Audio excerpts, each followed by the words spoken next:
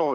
en fait, je ne suis pas encore sur le lieu de ce dépôt, mais j'y serai d'ici 2 heures maintenant, d'ici 1 heure et demie maintenant. Mais derrière moi, vous pouvez voir cette colonne de fumée et ce nuage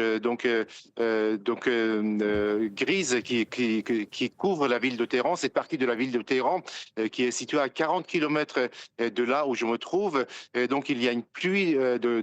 acide qui est tombée aussi parce que la pluie a commencé à 8 heures du matin et heureusement a cessé. Tout le toit ici autour de moi est noir à cause des résidus qui sont tombés avec la pluie. Les autorités ont mis en garde la population en demandant que les gens restent à la maison pour éviter des problèmes de respiratoires. Et même à l'instant, on a du mal à respirer à cause de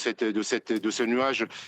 toxique qui couvre la ville de Téhéran. Les Iraniens ont réagi en frappant de leur côté une base américaine au Koweït avec des installations, des dépôts pétroliers et du carburant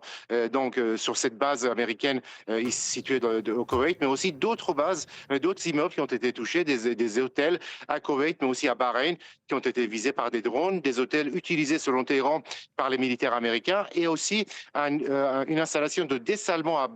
Bahreïn a été visée par des drones iraniens après l'attaque qui a été menée hier contre une unité de dessalement sur l'île de Kish, sur l'île de Resh, par les Américains, une attaque menée depuis Bahreïn.